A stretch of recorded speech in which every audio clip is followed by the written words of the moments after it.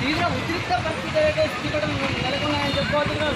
ఏర్పాటు చేసినటువంటి సీఎం రేవంత్ రెడ్డి పెట్టింది కూడా ఇక్కడ టీఆర్ఎస్ నాయకులు అయితే మనం కమెంట్ చూసుకోవచ్చు. ఇక్కడ